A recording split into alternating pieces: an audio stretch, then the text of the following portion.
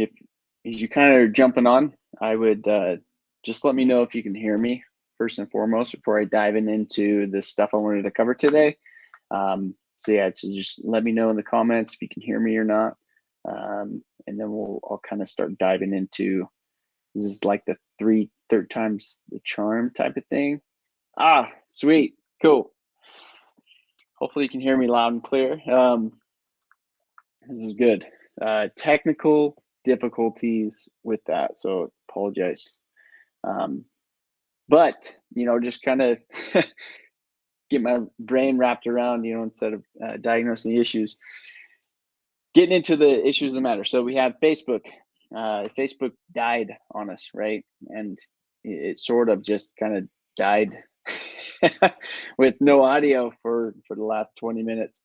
And that was a big thing for people, and it was stressful for some people. Other people, it was really no big a deal, because they're able to pivot, right? The ability to pivot is powerful when you can kind of control that. So having diversification across your traffic plan, having a solid traffic plan, to knowing you can generate traffic really from anywhere, right? But really the best traffic that you can have is the stuff that you own. And so having the diversification across platforms, but then making sure that you own the traffic, as much of it as you can. And we do that through generating our email lists and SMS lists and things like that. So it's a big important lesson for everybody of what happened this last week. And then with that, we've had the recent updates as well for iOS 15. And while I'm kind of talking about this, if you guys have questions and you want to dump them into the comments, please do that. And then I'll be able to answer them, because that's really what, the name, of what we're trying to do here. But I wanted to kind of drum up some conversation. And so iOS 15, how did that, did that affect you? Do you even know like what, was in that update? Comment below, some of the questions and some of the concerns. Maybe you just had no idea about it. But one thing that it did do is it kind of crippled sort of the email part of things, right? So the big update for iOS 14 was not being able to track things on any of the platforms. If you're on an Apple device, no matter if you're coming from TikTok or like whatever, it was limiting the ability to track people and how far, if they've made a purchase, if they went to your website, even like if they clicked on an ad, and that kind of stuff. Facebook's trying to pivot, and everybody really is trying to go, because during all that update, it really is affecting cookies, and the ability to not be able to have cookies or be able to track with cookies, because it would block the cookies and not allow that to happen browser to browser, so to speak. And so the big move with iOS 14 was to get people to go server side. And with that, that's why there was a ton of stuff, all the Facebook, adjustments, and people had to do all that, right?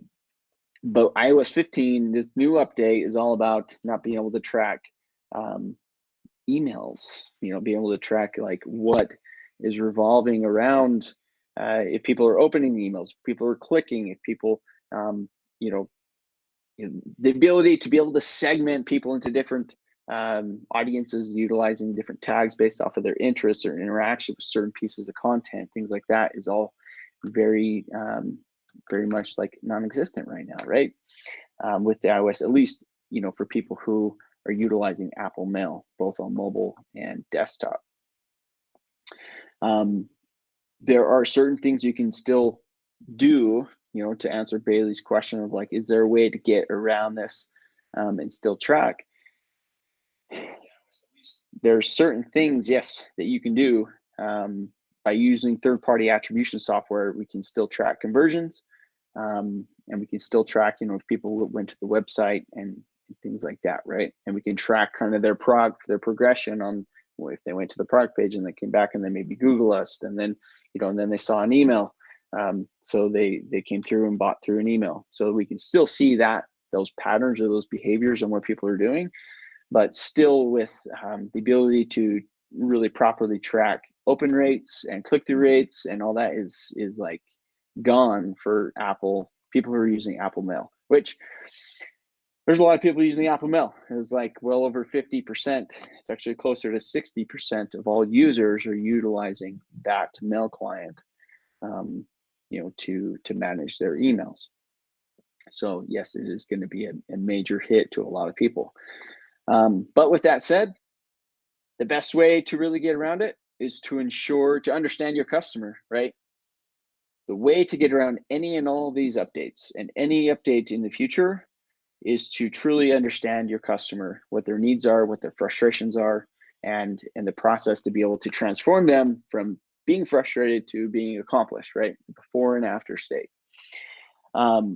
Utilizing messaging that's going to speak to them. So being able to understand proper copywriting and the psychology kind of around that to get people to take action, because you got to think of all these guys that came way before us, right? Like your Claude Hopkins and your Ogilvy's and all these guys.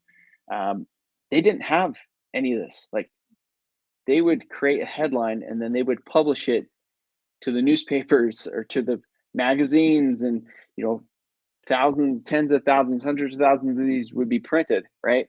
And then they would be able to not even fully track conversion that way, other than like how many sales did this company get off of this ad, and they were able to track somewhat of what that, but not even all of it, right? Because they didn't have the technology we have today to be able to track every move people make, so to speak. And that's even become limited. So we're kind of moving backwards as far as in the marketing sense. So proper copywriting and utilizing, knowing your customer avatar and what to say to your customer is going to be the difference between those that are continuing to have success and those who kind of are just riding the coattails of certain trends and certain tactics along the way, which a lot of people are. A lot of agencies, to be honest, they rely on a lot of these cool little tactics that are kind of, as you can see, they can be kind of fly by night. This super awesome Facebook strategy to where you can track everything and you can retarget people and all that stuff. Well, guess what? A lot of that stuff's going away now, but there's still a way to track it. So it's not all going away, but having and knowing the fundamentals is going to be key in getting past this. Yeah, so if you have questions, dump them in. I know we're late, super late. Definitely want to apologize. The other thing that we have coming up, right, is Black Friday, Cyber Monday. I wanted to talk about this now. We've been talking about it for a little while. We actually did an awesome, we did an awesome like workshop kind of, webinar around what you should be doing now. So I kind of wanted to reiterate, those who are coming on this or watching this, maybe you're watching it live, maybe, by the time you get to watching this is actually going to be, this will be all over, so to speak. But right now, Black Friday and Cyber Monday, the things you want to be doing is driving traffic and testing offers. Like, keep it simple, drive traffic, as much traffic as you can to the website, and test offers, test your headlines, test things that are going to be getting people to take action, right? Build your email list, start building your email list if you haven't already. Test offers on what it takes, the action for people to take action on, even just opting in to be on your list, whether if that's a discount or a gift or like whatever that ends up being, right? The name of the game right now is drive traffic, collecting emails, phone numbers, and then testing different offers. So if you have any questions about that or anything, drop a comment, whether this is live or not, we'll get with you. We can kind of, we have this really cool process, discovery kind of session, so to speak, where we can actually nail down the things that you should be focusing on, maybe give you some insight on some different types of offers that would be relevant to your business, because each business is going to be different based on the products and services and the way you're currently doing things right now. You don't want to completely throw a wrench into things, and so we have that process. So if you have questions, dump them in. I'm gonna, usually we'd stop right around now, but I'm actually going to go a little bit over, obviously, because I want to make sure that, you know, if you have questions, we want to get them answered. And so, yeah, dump your questions in the chat here. A lot of really cool things are coming up. Other things to kind of pay attention to as well. Obviously, we serve a lot of e-commerce companies, and shipping is obviously one of those things that a lot of people are kind of talking about right now with the supply chain issues that are happening. We have clients that have pallets and pallets of inventory just waiting for the boat to be docked, so to speak, and then to be shipped out, and there's no real timelines on it. I pay attention right now to your shipping, how long it's taking your shipping, because there is not only, you know, the inventory coming in from different countries and just sitting at the port, but also USPS mainly, they have labor issues. So it's going to take longer for the products to get from point A to point B, so to speak. And as you can see, if you've ordered anything on Amazon lately, you're starting to see that actually, you know, to where it initially be like, hey, it'll be delivered tomorrow, it'll be delivered in a day or two. And so, but actually you're getting emails saying, hey, we need to actually extend that. And we actually don't necessarily know when it's going to get to you. So emails are important. What's the best way to grow an email list? Are there a minimum number of emails we should have before starting to send emails out? I would, yeah, regardless. We got questions coming in, rolling now. Okay, so answer Laura's question. The best way to grow an email list is with an offer. You need to give somebody a specific reason why they should opt in, right? And so whether if that is like, you know, checklists obviously are huge for a lot of people, giving people some kind of value. So a discount is also a great way to be able to say, hey, opt in, and on your next order, get 15% off. Things like that. And you just have to test it. It's just dependent upon like your business and, you know, what kind of value you can bring. Gifts are also like a great way to say, hey, if you opt into our email, we'll give you a promo code and give you a free gift on your next purchase. Things like that. Now, how often you should be sending your email list? There's a lot of people who've been doing this for a long time who say you should be sending emails daily emails. I know a lot of people are like, oh, that's gonna be too much, I'm gonna get people to unsubscribe and all this kind of stuff. And that's true, you will, regardless if you send one a week or one a month, or if you send one every single day, you will always have people unsubscribe, right? The key is to just be getting more and more and more emails and providing actual value in those emails. The more value you can provide in the emails, the less likely people are going to unsubscribe, but you will always have people unsubscribe. So it's just something to kind of wrap your head around. But if you have an email list, and especially if you're in e-commerce, the best way to increase revenue immediately is to send more emails. Just send more emails. It's kind of a simple thing. But if there's a minimum number of emails before you should start sending emails, the minute you get one email address, you should be sending them out. If you have one email on there, you should be sending them out. Absolutely. Why? Because it doesn't cost you anything to send emails out, right? And you want to be communicating, whether if you have one person or whether if you have 10,000 people on the, you know, or 50,000 people on your email list, you need to be able to communicate. And really the best way to communicate through the emails is as if you're talking to them directly, you know, kind of like a one-on-one thing. And that's where you're really gonna relate to people better. You'll be able to bring a little more value. And if you truly understand your customer, then you'll be able to give them the things that they, you know, could be thinking about or wanting to know. What if you struggle coming up with ideas for emails daily? What is the best way to get inspiration for those? Subscribe subscribe to other people's stuff just to see what people are pushing out. A lot of companies, especially e-commerce, in the e-commerce world, they're just pushing out deals and sales and all that kind of stuff. You want to kind of break that apart. Yes, you do want to send those type of emails, but how about just telling people, what your day looks like or what you're looking forward to, there's, they're obviously clients, but if you subscribe to like Dark Mountains email sequence, you're going to see, or like go to the dudethatlifts.com, right? And subscribe to them, because those are really good examples of very engaging. The graphics, there are really no graphics.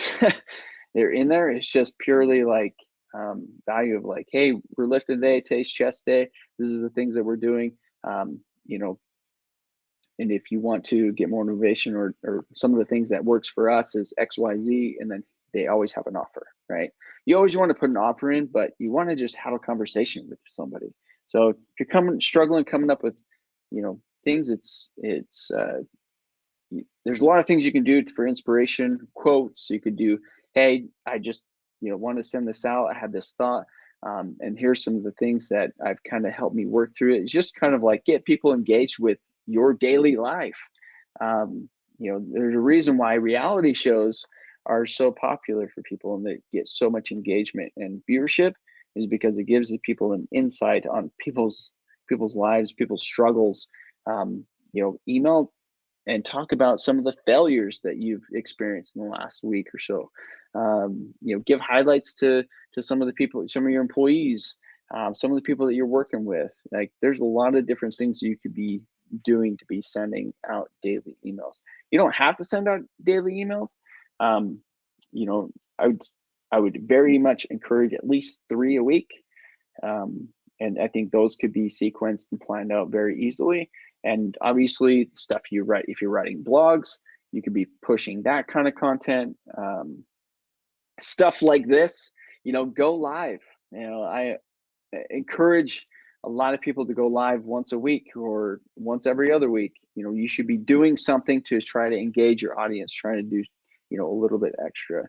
And that will give you stuff to send emails about. Like the people that are on here, you've probably likely seen the emails that we've sent out if you're on our list. Hey, we're going live at this time on this day. So get your questions ready. And so, yes, there's a lot of things you can do. You should subscribe to like Frank Kern's emails. He's another marketing guy, but he sends out a lot of emails, and he makes a lot of money too. So with those.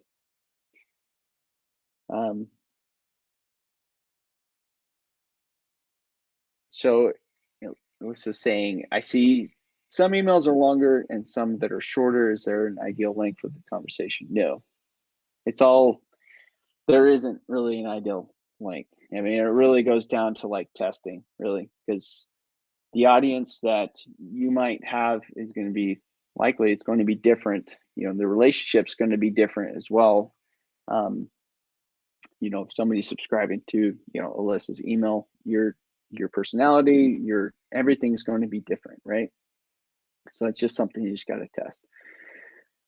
Sometimes we send out long story-based ones. Sometimes they're a lot shorter, just based on the call to action and really what that email is all about. Awesome question. So this is awesome. We keep dumping those questions in the comment section. I'll probably go for 5 or 10 minutes longer.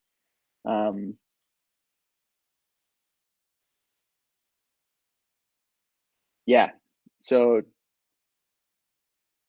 and that really is like, when it comes to emails, when it comes to ad copy, when it comes to, publishing and anything in like a blog or anything like that, it really comes back to knowing who your customer is and what brings value to them. It really goes a long way. Had a conversation actually with a new potential, client that may come on the Blaze side, and he's had a lot of interesting experiences with a lot of different agencies actually, and the one thing that was common between all of them is they really didn't understand his customer, and so they were not successful, and they spent a lot of money on ads and didn't make anything in return. And the common thread was they did not know who his ideal customer was or how to communicate with them. Suggestions or inspiration for blog posts. This is a great question. So one of the things that I always kind of default to, and I have for years, and it has worked very, very well, is answering people's questions.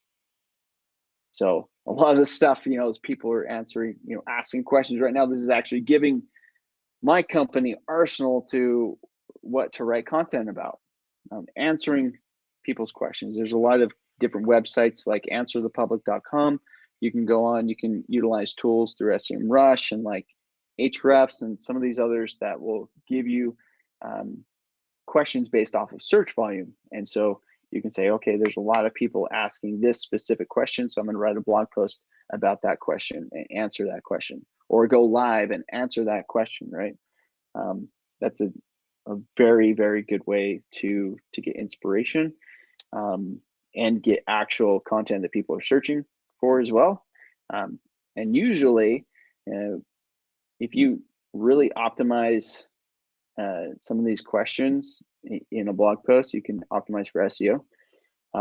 It's fairly easy to rank for those questions, which then if you do your internal linking properly and all that kind of stuff will lead to ranking for a lot more competitive keywords.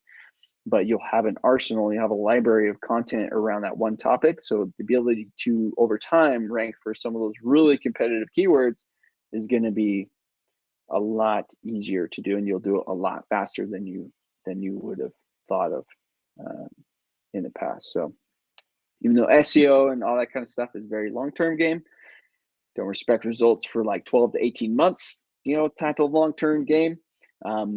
If you can build up that content, it'll pay off. Yeah, so SEO, search engine optimization. SEO is just the acronym for that. So you're optimizing the website or a piece of content to be able to rank well in Google.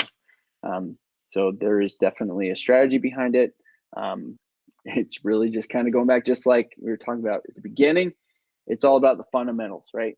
Create great content, get people to link to that content, internally link so that it's like, hey, Google, not only, are we talking about this topic, but we're going to branch off and talk more about this specific topic that we can highlight or hyperlink a keyword or whatever to go to another piece of content. So that Google, when it spiders that page, it's like, hey, this is awesome, but there's also a ton of related content that builds upon this piece of content, which makes it a much stronger argument for Google to rank that higher. Awesome question. Yeah, I use a lot of acronyms just by default, because I've been in this realm for a long time. And so when I'm like, hey, CPC, PPC, like SEO, like all that kind of stuff, I get caught up into that. So I like that. So ranking higher. What does ranking higher mean? So if you go to, this is going to be awesome. I'm gonna share my screen. You good with that? Maybe I'll share my screen if I can get it to share.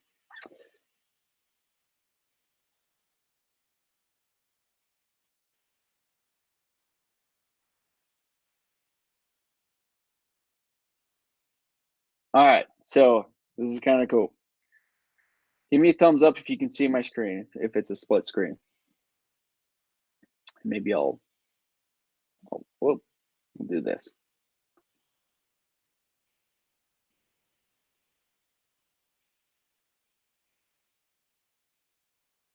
You can see my screen, hopefully. All right. What do you want to Google? What should we Google? And I'll kind of show you. I'll kind of show you firsthand what ranking We'll type in like there's no suggestions. I'll just do merino wool, right? So when we're talking about ranking or SEO, we're really talking about this. Awesome. So these are obviously the ads because it says ad here, right? These are also ads, more of the shopping on the shopping side, right? And then as you scroll underneath here, we have the organic, more of the organic type stuff. So we have Smartwool, and rank number 1. They've done a great job. They're obviously, you know, all their products are merino wool, which is great. And then here's also another way to generate content is that here's questions that people ask. What is special about this? Why is merino wool bad? You know, all that kind of stuff. Local vendors, right? And so for my area, you know, you can also see some there. So ranking higher is going to be all about in this organic section, right? You have related products, which these are actually organic. These are not ads. But there's a lot of different listings here. So when I say rank higher, one of the big things I'm talking about is, let's say I own, you know, the merino wool layers or merrywoollayers.com. Ranking higher is just getting this to show up at the top where, you know, as far up at the top as possible, right? To there. So that's really kind of like what I mean about ranking higher. It's getting the organic listing to rank higher in Google. So once you hit the first page, you want to get into the first 3 spots typically underneath the ads, which as you can see, the ads kind of stop here. I have some tools that kind of give me some search data around some things. But then you have, you know, Smartwool, and then it goes into some of the local listings. So it's like, okay, I want to show up here as much as possible, right? So Scree, for example, you know, they're showing up fairly high for that. So hopefully that makes sense, and there's a process in doing that.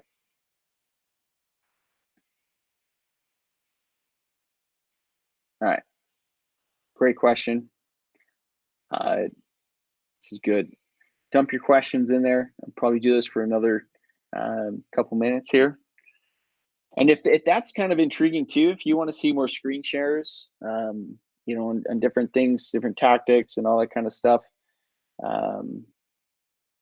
yeah, sometimes like minimum I'd say is a year to optimize for that. Especially the more competitive the keyword, the more competitive the keyword, the longer it's going to take. So some of these keywords, you know, and it'll kind of alter too based on people's location, based off of, you know, a lot of that stuff, right? As you can see, the merino wool, there was a lot of local listings that showed up, which isn't necessarily going to do, that may not do that for you if you was to search that, or if somebody that lives, you know, like in Canada, or, you know, just depending on that. So the results will happen, but the overall average is you want to get that to go up. Screen share, awesome.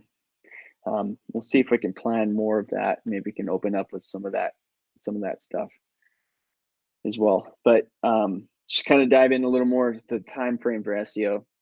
It's long term.